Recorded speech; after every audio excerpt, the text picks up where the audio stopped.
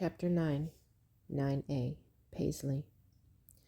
Finally, the day had arrived for final selection. We arrived at the tutelage alongside many other applicants eager to show off what they had learned.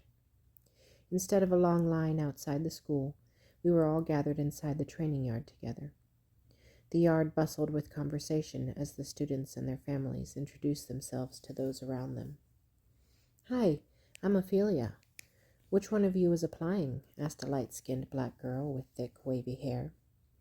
She wore a beautiful blue velvet dress covering her from wrist to ankle. "I am.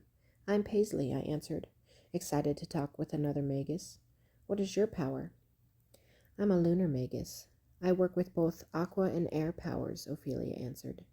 She lifted her hands over her head and created an arch of water, which cast a splendid ray of colors from the sun above. "What a beautiful display. Are you going to use it at the display today?" "I don't know how practical it is, but it does bring a good show. How about you? What are your powers?" she asked. "I'm on the opposite end of you. I'm a solar Magus with Ignis and Terra powers."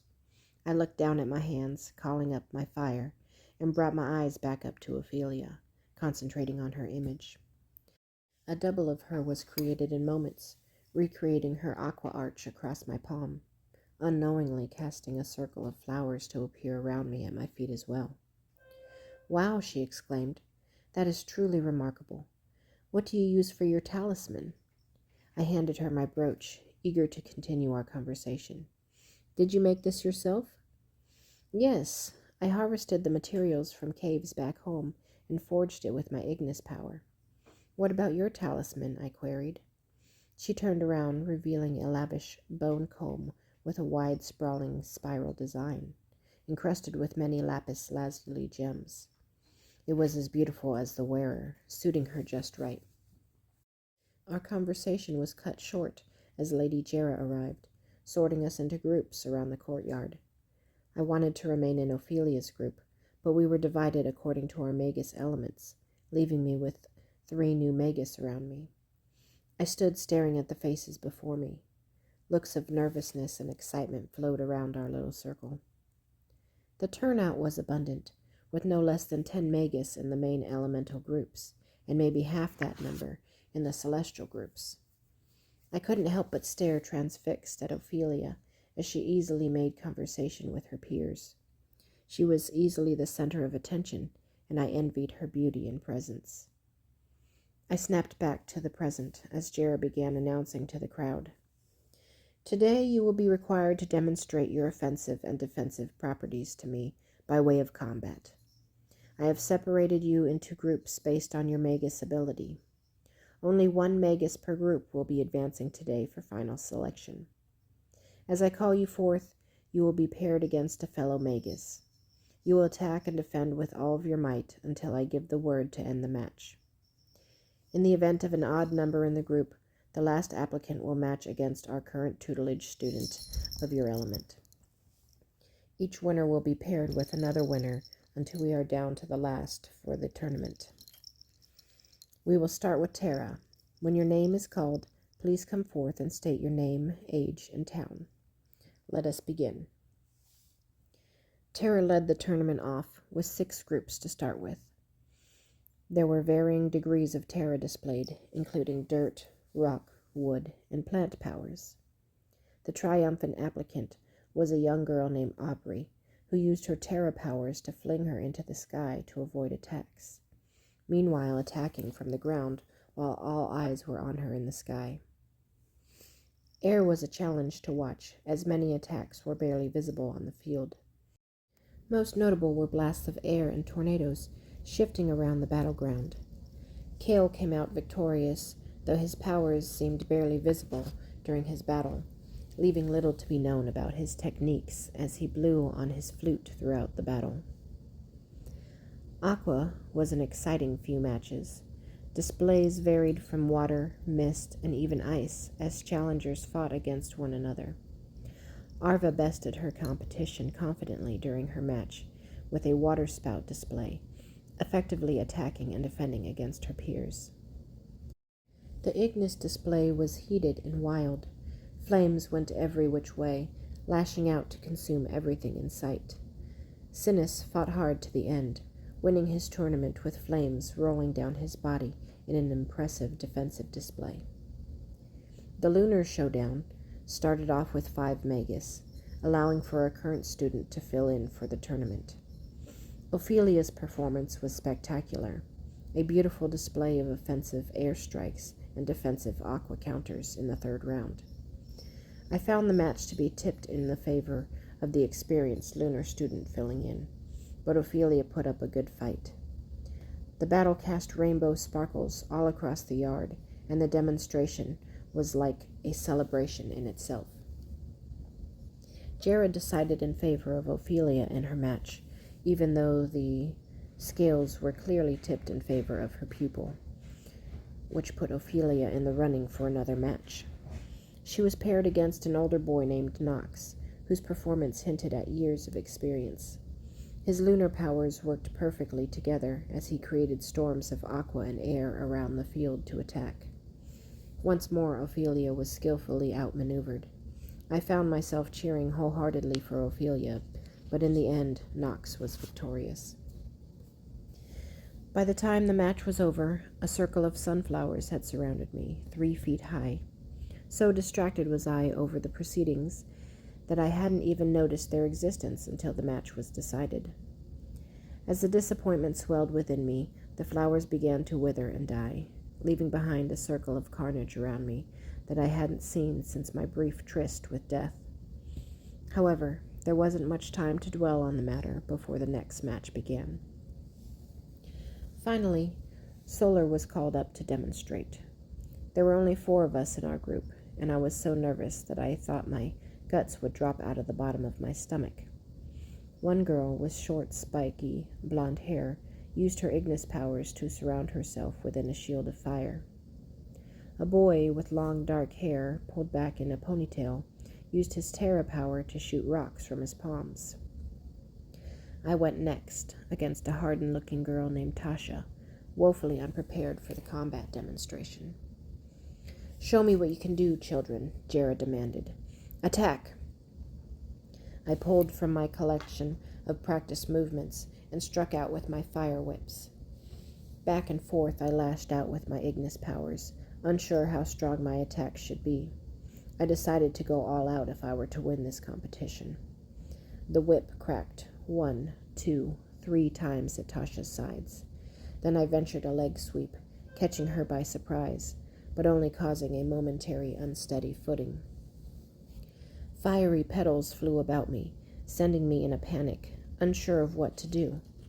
I had never practiced defensive magic, focusing instead on harnessing Terra last minute.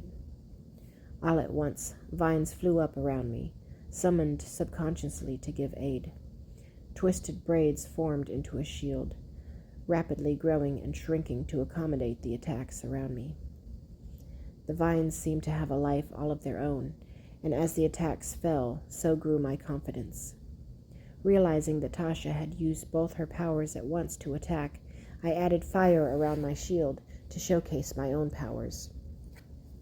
Her attacks lessened as Tasha started to run out of steam. I used this opening to rapidly swing my whips above my head, pulling my vines into the sky with it until I shot them forward with full momentum at her. "Enough," Jera called, as she obliterated the field attacks instantly with her flames. Being that the group was small, we were allotted a brief respite to rest before returning to the next challenger. I would be up against Darius, the boy fighting with mostly Terra power of rocks. I wasn't sure how I would combat this, but I would not give in. The second challenge started. Rocks immediately flew at me from all directions. As before, vines shot up around me in a passive defensive shield. I could hear the thuds around me as I was repeatedly hammered with debris. I would need to think of something fast. Who knows how long my shield could hold out? I peered through a crack in the vines looking for an opening. I waited for the breaks in the soil below me to admit the scalding hot eruptions of fire as I had seen before, but none could be seen. Then I felt it. Inside my own shield of vines, the fire blazed hot and white. The vines around myself began to slink away, and they singed in the inferno before them. I was almost completely exposed now. I would surely be pummeled any moment by flying attacks of rock and dirt, but it did not come. It would seem that Darius could only control one element at a time. Finally, an opening to combat his long-ranged attacks. I lunged forward at him with my whips, again attempting the spinning attack from the previous competition. Vines shot up from within me, entangled with my fire. Fear erupted in Darius's eyes as he recalled his flames in an attempt to cast a shower of rocks in my direction. I swung down my blazing vines, back and forth in an elliptical formation at him as the debris headed toward me. The rocks were cast aside like a frenzy of shooting stars. Onlookers ducked and fled the area for safety to avoid being pelted by the debris in every direction. "Cease," Jera yelled as the attack came within mere inches of Darius, again obliterating the attacks instantly.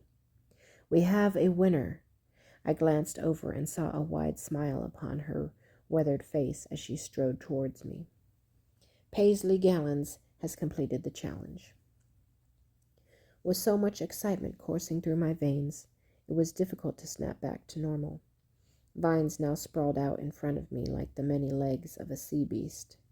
A new offensive position had apparently been unlocked during battle. After the competition, we were afforded time to mingle with our fellow Magus while Jera conferred with the families. "I heard there is a Magus school that is opening up in a nearby town," I overheard Ophelia say nearby. "Father says that those that didn't make the cut here won't have to enroll over on Magus Isle for our studies." I was caught on every word that she had said, but stood in a stupor, taking in her beauty. I snapped out of it, realizing that she was discussing grandfather's school. Flowers bloomed again at my feet in what appeared as a fairy circle.